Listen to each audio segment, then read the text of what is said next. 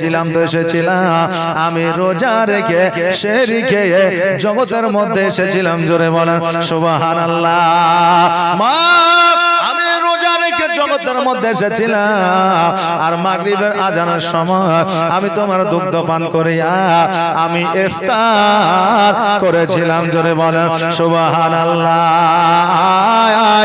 আকাশের চাঁদা এই নে চুমা দে ফেরে পায় জোরে বলেন সুবহানাল্লাহ আয় আয় আকাশের চাঁদা এই নে চুমা দে ফেরে পায় মোর মাসুম ওলি জানের কোলে তুই এলি বাবা রোজার মাসে একটু দুধ খাইয়ে শুধু মধু নিয়ে কে যেন আসে ওরে হুর মালিকা ওরে হুর মালিকা ফিরে যা তোরা আর রেখেছে রোজা লালামা ঘুমিয়ে যা রে লাল আমার কিছু নাই তোকে দেবার এ ফাতেমা এ ফাতেমা আজ বেগানা আর এক দানা নেই ঘরে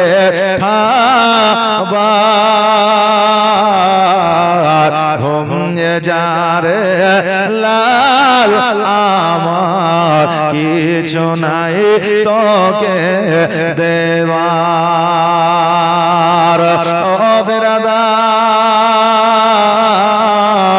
আমার বড় আব্দুল কাদের জিলানী গিলানী রহমাতুল্লাহ আলাইহি একদিন নয় দুই দিন নয় তিন দিন নয় পাঁচ দিন নয় সাত দিন নয় 10 দিন নয় সারা মাস আপনার সেই সময় মায়ের দুগ্ধ পান করতেন আর ইফতারের সময় দুগ্ধ পান করতেন বাবা রে আমার বড় আব্দুল কাদের জিলানী আমার মায়ের গর্ভ থেকে রোজা রেখে জগতের মধ্যে এসেছিলেন সারা মাস আমার বড় পীর রোজা রেখেছিলেন জোরে বলেন সুবহানাল্লাহ এ বেরাদার আজকে যখন পবিত্র রমজান মাসে রোজা আর রোজার চাঁদ উঠলে আমরা আকাশের দিকে লক্ষ্য করি ক্যালেন্ডার আমরা ফলো করি আর তারপরে আমরা রোজা রাখি যদি মেঘলা আকাশ হয় আমরা আরবের দিকে লক্ষ্য করি কারণ তারা দূরবীন দিয়ে দেখবে চাঁদ উঠেছে কিনা তারা খবরটা দিলে আমরা রোজা রাখবো তারা খবরটা দিলে আমরা শ্যাম রাখবো এই চিন্তা ভাবনা করি যদিও আরবের মানুষ দেখতে না পায় আজকে পৃথিবীর মধ্যে তার চাইতে উন্নত মানের জিনিস তৈরি হয়ে গেছে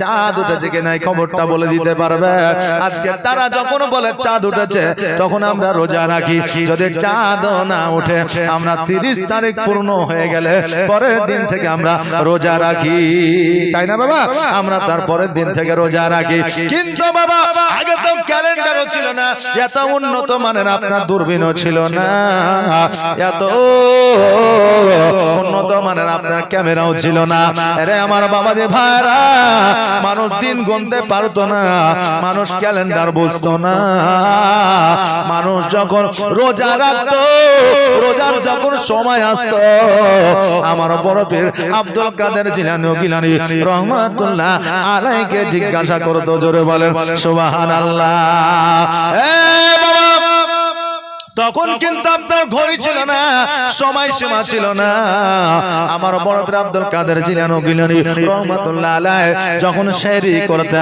মানুষ তাকে জিজ্ঞাসা করত সেহরি খাবো বলে হ্যাঁ খাও তখন সেহরি খাই দাও আমার বড় পীর আব্দুল কাদের জিলানী গিলানী রহমাতুল্লাহ আলাইহি যখন ইফতার করতে মানুষ জিজ্ঞাসা করে আমার বড় পীর আব্দুল কাদের জিলানী গিলানী রহমাতুল্লাহ আলাইহিকে ফলো করে তারা ইফতার করত জোরে বলে সুবহানাল্লাহ এ বাবা আমার বড় পীর আব্দুল কাদের জিলানী ও গিলানী রহমাতুল্লাহ আলাইহি যখন বাবা 1 বছর বয়স, তখন পবিত্র রমজান মাস এসেছে, মানুষ বুঝতে পারছে না যে রোজা আয়েশা থেকে আসেনি, চাঁদও দেখতে পায় না, আর ক্যালেন্ডারও বুঝি না, কেমন করে বুঝবো, কেমন করে বুঝবো। এমত অবস্থায় বলতেছে, শোনো রে, চলো চলো উম্মুল খায়ের মা ফাতেমার বেটার কাছে যায়, চলো বড় পীর আব্দুল কাদের জিলানীর কাছে যায়। আজকে বড় পীর আব্দুল কাদের জিলানী যদি মায়ের দুগ্ধ পান না করে, জানবো রোজা দিন চলে এসেছে। জোরে বলেন সুবহানাল্লাহ। উম্মুল খায়ের মা ফাতেমার কাছে গেছে, যাওয়ার পরে বলতেছে, উম্মুল খায়ের মা ফাতেমা, আজকে তোমার সন্তান বড় পীর আব্দুল কাদের জিলানীকে একবার দুগ্ধ পান করার চেষ্টা করা। বলে, শোনো রে বোন, আজকে আমি সকাল থেকে আমার সন্তানকে দুগ্ধ পান করানোর চেষ্টা করি, কিন্তু আমার সন্তান দুগ্ধ পান করে না। মানুষের বুঝতে আর বাকি থাকলো না যে পবিত্র মাহে রমজান এসে গিয়েছে। জোরে বলেন সুবহানাল্লাহ। এ বাবা, কেমন আল্লাহর ওলি ছিলেন আমার বড় পীর আব্দুল কাদের জিলানী ও গিলানী রহমাতুল্লাহ আলাইহি। আজকে বাবা আমার বড় পীর আব্দুল কাদের জিলানী ও গিলানী রহমাতুল্লাহ আলাইহির কথা শুনলে আজকে অনেক মুসলমান আছে যারা বলে এইগুলা ঠিক না। জোরে বলে নাউজুবিল্লাহ। এ বাবা, আমার বড় পীর আব্দুল কাদের জিলানী ও গিলানী রহমাতুল্লাহ আলাইহির এত পাওয়ার ছিল, এত পাওয়ার ছিল যে তিনার নামেও আল্লাহ এখনো পর্যন্ত পাওয়ার রেখেছে। জোরে বলেন সুবহানাল্লাহ। আজও পর্যন্ত আমার বড় পীর আব্দুল কাদের জিলানী ও গিলানী রহমাতুল্লাহ আলাইহি নাপাক অবস্থায়, অর্থাৎ বিনা ওযুতে নিয়ে নিলে একটা লোম কেটে জমিনে পড়ে যায়। জোরে বলেন সুবহানাল্লাহ। আমার আল্লাহর ওলি বড় পীর আব্দুল কাদের জিলানী ও গিলানী রহমাতুল্লাহ আলাইহির এত পাওয়ার যদি থাকে, আমার নবীর পাওয়ার কত ছিল। তোমার মতো এত ভালো, তোমার মতো এত ভালো কেউ তো আমায় বাসে না, তাই তো নবী আমি তোমার দিওয়ানা, তাই তো নবী আমি তোমার দিওয়ানা। তোমার মতো এত ভালো, তোমার মতো এত ভালো নবী কেউ তো আমায় বাসে না, তাই তো নবী আমি তোমার দিওয়ানা, তাই তো রাসূল আমি তোমার দিওয়ানা। ও কি শুনেছি কিতাবের লেখা, নবী ছাড়াই আমার জীবন ফাঁকা গো। ও কি শুনেছি কিতাবের লেখা, নবী ছাড়াই আমার জীবন ফাঁকা গো। নবীজিকে ভালো না বাসিলে, নবীজিকে ভালো না বাসিলে আল্লাহ পাওয়া যাবে না, তাই তো নবী আমি তোমার দিওয়ানা। তোমার মতো এত ভালো, তোমার মতো এত ভালো কেউ তো আমায় বাসে না, তাই তো নবী আমি তোমার দিওয়ানা, তাই তো রাসূল আমি তোমার দিওয়ানা। আল্লাহুম্মা সাল্লি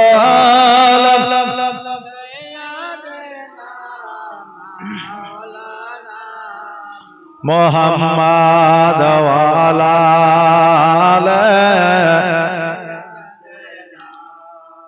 মাওলানা মুহাম্মদ সাল্লাল্লাহু মুহাম্মাদিন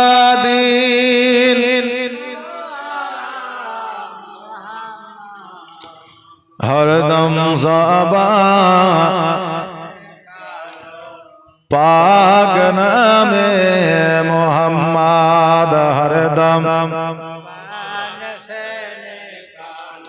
शफियाना मुहम्मद।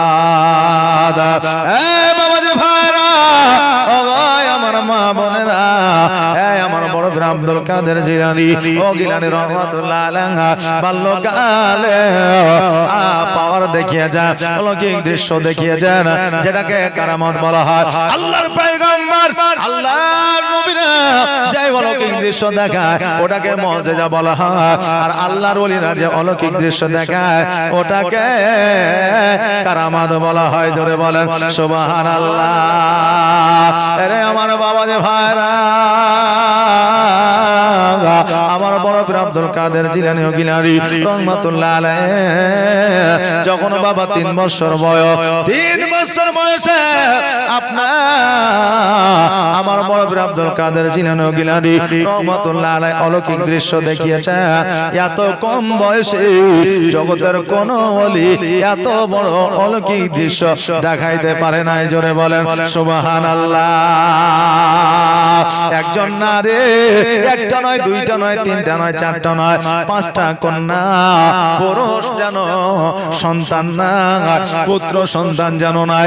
স্বামী বলে দিয়েছে, আরে বিবি, একটা নয়, দুইটা নয়, 5টা কন্যা হয়ে যায়, এবার যদি তোর পুত্র সন্তান যদি জন্ম না নেয় আমি তোকে ঘরে রাখবো না, তোকে তালাক দিয়ে দিব। আজও বাবা জগতের মধ্যে এইরকম পুরুষ জগতের মধ্যে আছে, বিবিদের যদি একটা থেকে 2টা বাচ্চা কন্যা হয়ে যায় ওই বিবিকে শ্বশুর দেখতে পারে না, শাশুড়ি দেখতে পারে না, ওই বিবিকে নিজের স্বামী দেখতে পারে না। আরে বাবা, একজন মা কি কন্যা সন্তান নিজের হাতে কি জন্ম দেয়? দেয় বাবা? দেয় না। বাবা, এটা আল্লাহর তরফ থেকে দান, যেটা এটা একটা কন্যা মানে আল্লাহর তরফ থেকে রহমত। আল্লাহর রহমত যারা সহ্য করতে পারে না কিয়ামতের দিন তারা জবাব দিতে পারবে না। আরে আমার বাবাজি ভাইরা, জগতের মধ্যে এমনই শ্বশুর শাশুড়ি, এমনই স্বামী আছে যে 1বার 2বার 3বার কন্যা সন্তান জন্ম দিয়েছে বলে এমন ইতিহাসের পাতায় উঠানো আছে। ওই স্ত্রীকে ওই বৌমাকে জ্বালিয়ে পুড়িয়ে মেরে দিয়েছে। জোরে বলেন সুবহানাল্লাহ। বাবা, মানুষ জগতের মধ্যে এমনও আছে যারা এইরকম মানুষ জগতের মধ্যে বসবাস করে, আসলে তারা মানুষ নয়, তারা মানুষ রূপে আপনার যেন পশু। কারণ আমার নবীজি বলে দিয়েছে, মানুষ হয়ে জন্ম নিলে মানুষ হওয়া যায় না, মানুষ হওয়ার জন্য মানুষত্বর প্রয়োজন হয়। জোরে বলেন সুবহানাল্লাহ।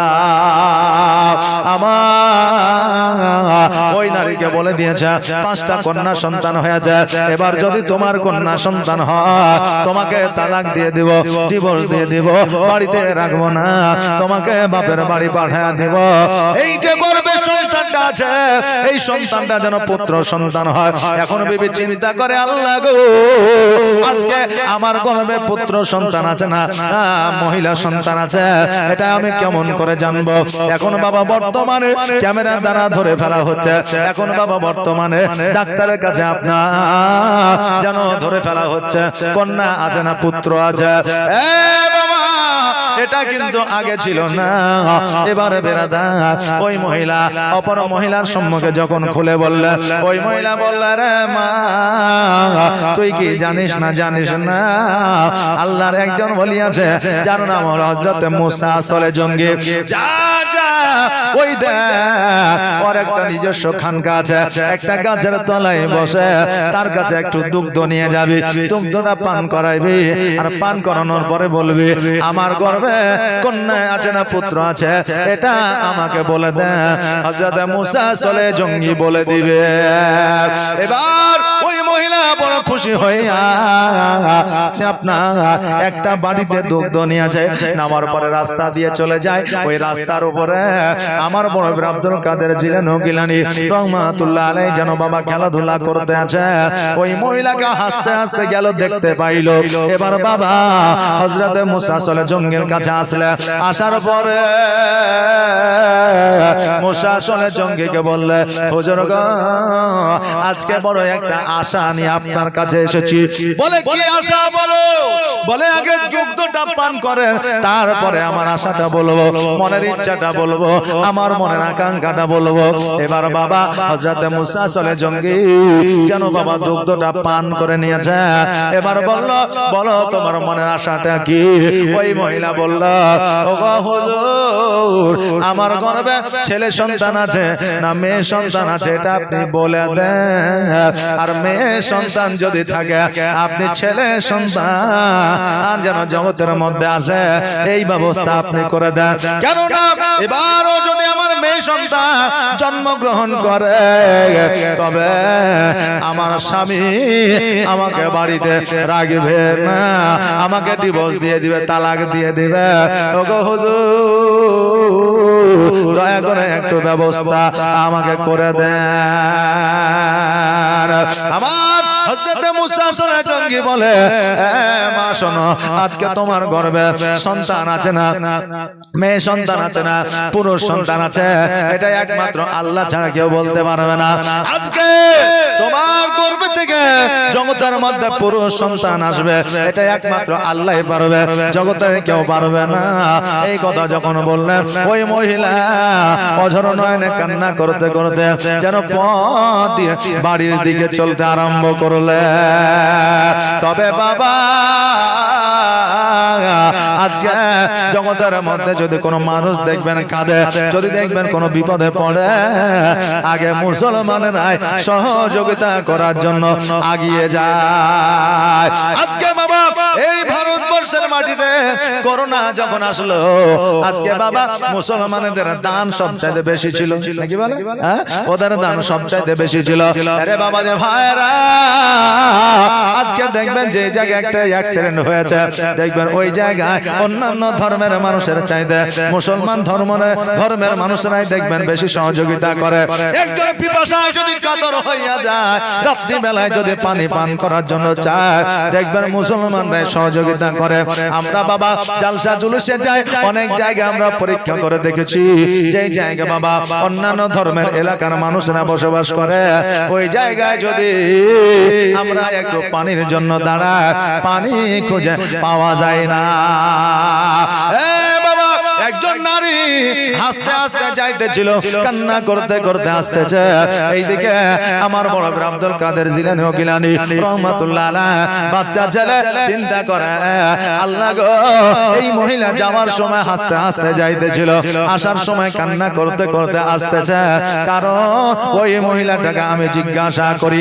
আমার বড় বীর আব্দুল কাদের জিলানী সব কিছু জানতে পারছেন, জানার পর ইতিহাসের পাতায় উঠাইয়া দেওয়ার জন্য ওই মহিলাকে জিজ্ঞাসা করে, মা যাওয়ার সময় তুমি হাসতে হাসতে গেলা, আসার সময় কান্না করছো, কারণটা কি? ওই মহিলা বলে, বাচ্চা তুমি আমার কথা বুঝতে পারবা না, আর তোমাকে বলেও কোনো লাভ হবে না। আরে আমার বাবাজি ভাইরা, বাচ্চা ছেলে সন্তান সম্পর্কে কিছু বোঝে না, বাচ্চা ছেলে ভালো মন্দ সম্পর্কে কিছু বোঝে না, বোঝে না। বললো, বাচ্চারা তোমাকে বলে কোনো লাভ হবে না, কারণ তুমি এই সম্বন্ধে তোমার অভিজ্ঞতা, তোমার জ্ঞান নাই। আমার বড় আব্দুল কাদের জিলানী বলে, মা তুমি নির্দ্বিধায় আমাকে খুলে বলতে পারো, আমি তোমার সমস্যা দূর করে দিব। জোরে বলেন সুবহানাল্লাহ।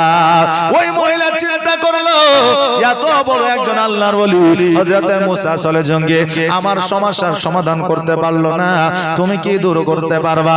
আমার বড় বীর আব্দুল কাদের জিলানী বলে, একবার শুধুমাত্র আমাকে ভুলে দেখো। এবার বলল ওই মহিলা সমস্ত কথা বলল, আমার 5টা কন্যা সন্তান হয়ে যায়, এবার যদি কন্যা সন্তান জন্ম নেয় আমার স্বামী বাড়িতে রাখবে না, আমাকে তালাক দিয়ে দিবে। তার জন্য দুগ্ধ লইয়া হযরত মুসা চলে জঙ্গির কাছে গেলাম, আমি জানতে চাইলাম আমার গর্ভে ছেলে আছে না মেয়ে আছে? উনি বললেন, একমাত্র আল্লাহ ছাড়া জগতের কেউ বলতে পারবে না। এই বলে আমাকে নিরাশা করে ওখান থেকে যেন চলে আসতে হলো। এবার বড় আব্দুল কাদের জিলানী বললেন, আপনি যে লোটাই করে একটা কি নিয়ে যাচ্ছিলেন? বলে লোটাই ছিল দুগ্ধ। বলে দুগ্ধটা কোথায়? বলে পান করে নিয়েছে। এবার আমার বড় আব্দুল কাদের জিলানী ও গিলানী রহমাতুল্লাহ আলাইহি বললেন, ওগো মা জননী, আপনি আবারও ফিরে যা আর গিয়ে বলে যে আমার গর্ভে মেয়ে আছে না ছেলে আছে এটা বলে দে, নইলে বলতে যদি না পারে আমি যে দুগ্ধটা দিয়েছি ওই দুগ্ধটা আমাকে ফিরাইয়া দেন। মহিলা বলতেছে বাচ্চা তুমি যে কথাটা বলছো এটা কোনোদিন সম্ভব নয়, কারণ একজন দুগ্ধ যখন পান করে না ওটা আর ফিরে দেওয়া হয় না। আমার বড় আব্দুল কাদের জিলানী গিলানী রহমাতুল্লাহ আলাইহি বলে মারা তোমার গর্ভে মেয়ে আছে না ছেলে আছে এটা তুমি জানতে চাও? বলে হ্যাঁ। যদি তুমি জানতে চাও এই কথাটা তুমি গিয়ে বলো, নিশ্চয় তোমাকে বলে দিবে, না বলতে পারলে দুগ্ধ ফিরে দিবে। যদি দুগ্ধ ফিরে না দিতে পারে নিশ্চয়ই এর একটা রাস্তা বাহির করবে, তুমি এই কথাটা গিয়ে বলো। আল্লাহুম্মা সাল্লাল্লাহু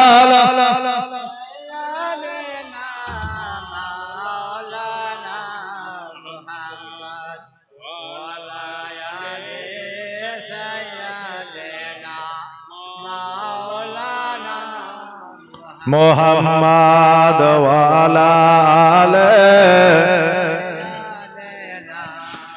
মাওলানা মুহাম্মদ। এই বাবাজি ভাইরা, ওই মহিলা হযরত মুসা আসলে জঙ্গি রহমাতুল্লাহ আলাইহির কাছে আসলে, আসার পরে বলে বাবা গো আজকে আমার গর্ভে ছেলে আছে না মেয়ে আছে বলে দে।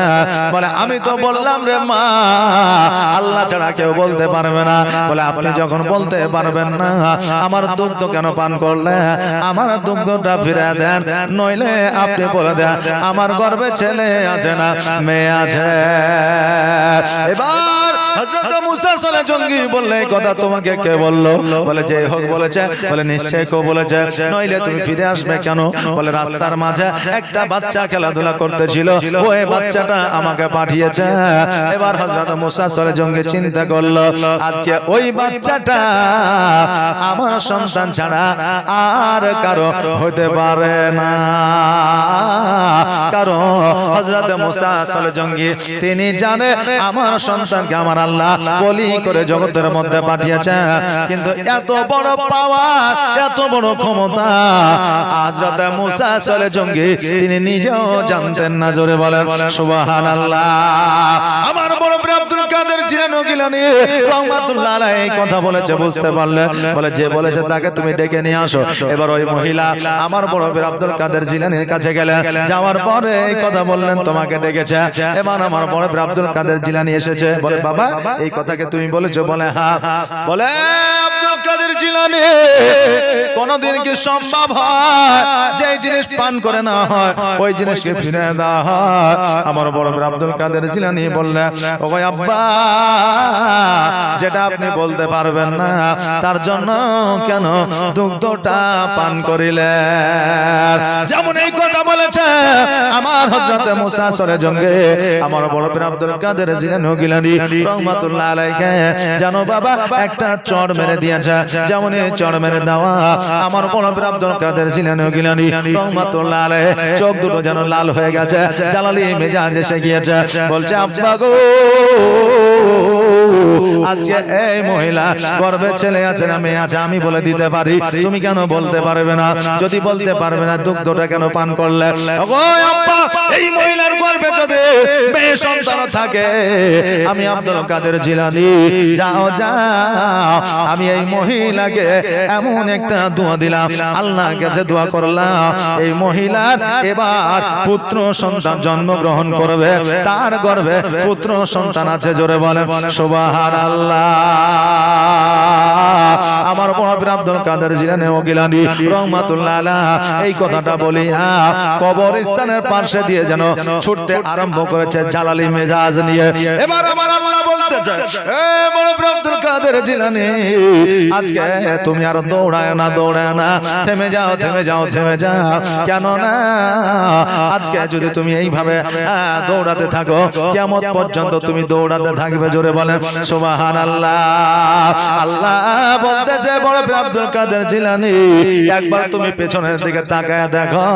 আমার বড় আব্দুল কাদের জিলানী ও গিলানী রহমাতুল্লাহ আলাইহি যখন বাবা পেছনে তাকায় দেখেছে দেখতে জানো যত মুর্দা কবরে শায়িত ছিল সমস্ত মুর্দা উঠিয়া আমার আব্দুল কাদের জিলানী গিলানী রহমাতুল্লাহ আলাইহির পেছনে পেছনে যেন ছুটতে আছে। জোরে বলেন সুবহানাল্লাহ। আল্লাহ বলে আব্দুল কাদের জিলানী এইভাবে যদি তুমি ছুটতে থাকো আজকে কিয়ামত হয়ে যাবে, যত মুর্দা আছে সবাই তোমার পেছনে ছুটতে আরম্ভ করবে, দুনিয়া আর আগে যাবে না। নবীর প্রেমে পাগল হইলে, নবীর প্রেমে পাগল হইলে আমার আল্লাহ তাআলা খুশি। নবীর দরুদ পড়ো দিবানিশি। জোরে বলেন সুবহানাল্লাহ। একটা আওয়াজ দিয়ে বলা যাবে না সুবহানাল্লাহ? নবীর প্রেমে পাগল হইলে, নবীর প্রেমে পাগল হইলে আমার আল্লাহ তাআলা খুশি। নবীর দরুদ পড়ো দিবানিশি, নবীর দরুদ পড়ো দিবানিশি। ও কি নবীর প্রেমে পাগল হইলে আমার আল্লাহ তাআলার দিদার মিলে গো। থাকো যদি যদ বাহালে, থাকো যদি আজদ বাহালে হইয়া প্রেম উদাসী। নবীর দরুদ পড়ো দিবানিশি। নবীর প্রেমে পাগল হইলে, নবীর প্রেমে পাগল হইলে আমার আল্লাহ তাআলা খুশি। নবীর দরুদ পড়ো দিবানিশি। আল্লাহুম্মা সাল্লি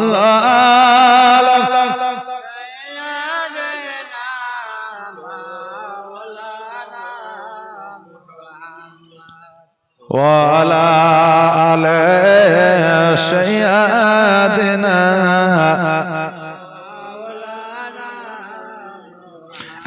বাবাজি ভাইরা আমার বড় বড় আব্দুল কাদের জিলানী ও গিলানী রহমাতুল্লাহ আলাইহি। বাবা চুপ করে যেন দাঁড়ায় গেলে, যেমন দাঁড়ায় যাওয়া আবার মুর্দা গুলো যেন আবার নিজ নিজ জায়গায় যেন শায়িত হয়ে গেলে।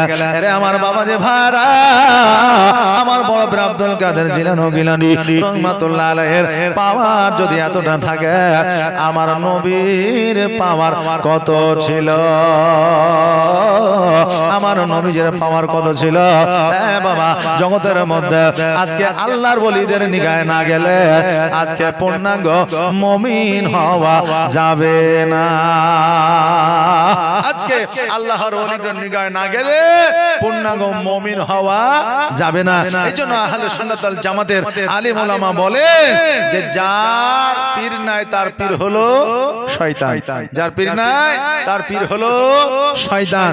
বাবাজি ভাইরা আমার মায়েরা, আজকে আল্লাহর ওলির নিগাহে গেলে, আল্লাহর ওলির হাতে হাত দিয়ে মুরিদ হইলে আজকে যে আপনার গাঞ্জা খাওয়া আর নামাজ ছেড়ে দেওয়া এটা যে আমাদের জন্য প্রযোজ্য এটা নয়। কারণ আল্লাহর বড় বড় আল্লাহর ওলি জগতের মধ্যে এসেছেন, তারাই জীবনে এক ওয়াক্ত নামাজ কাজা করেনি। আজকে তুমি যে ওলির কাছে যাও আসলে সে ওলি নয়, এ হচ্ছে একজন পাকা গাঁজাখোর। এই জন্য তোমাকে বলে যে নামাজ পড়া লাগবে না। এরকম আল্লাহর ওলি এরকম মুরিদ জগতের মধ্যে আছে না নাই? যে এরকম মুরিদ আছে, আমার পীর সাহেব বলে যে নামাজ পড়তে হবে না, যে আচ্ছা ও কোন দলিলে পাইলে যে নামাজ পড়াতে হবে না? সুবহানাল্লাহ মাশাআল্লাহ, এরকম মানুষ আছে বাবা।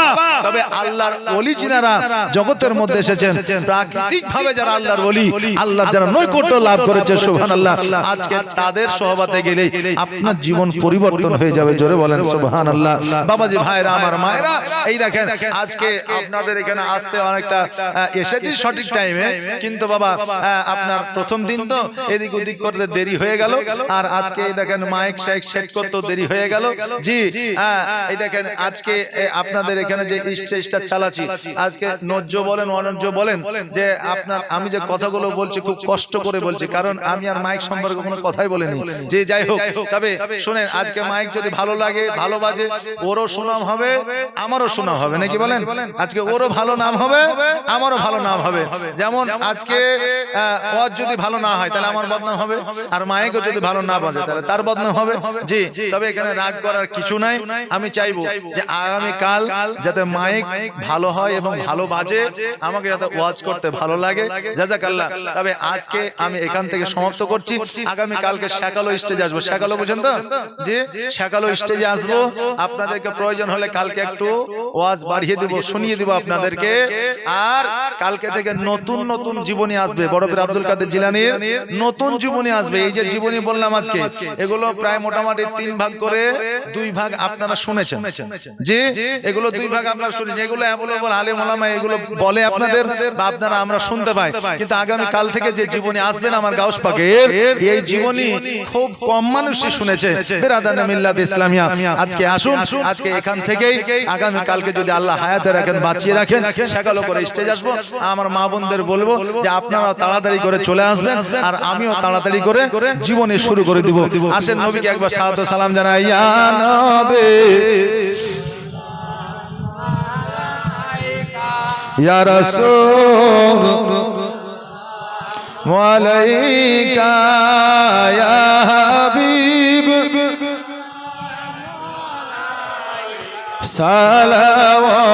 সালাওয়াতুল্লাহ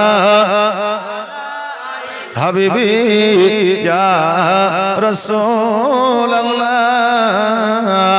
আমি এক নিঃস্ব সওয়ালি এনেছি দরদের ডালি, চুমিব রোজা রোজালি, মুছিব মনে রই কালি। ইয়া নবী ইয়া রাসূল সালাম, ইয়া হাবিব সালাম, সালাওয়াতুল্লাহ। হে খোদা তুমি জগৎপতি করিও গো মোর নবীজির সাথী, পুলসিরাত পারে রকালে রাখিও গো মোর নবীজির পাক কদম তলে। ইয়া নবী সালাম, ইয়া রাসূল সালাম, ইয়া হাবিব সালাম, সালাওয়াতুল্লাহ। الصلاة والسلام عليك يا رسول الله، الصلاة والسلام عليك يا حبيب الله، الصلاة والسلام عليك يا نور من نور الله وعلى آلك وصحبك سيدي يا رسول الله. بلغ العلا بكماله، كشف الدجى بجماله، حسنت جميع خصاله.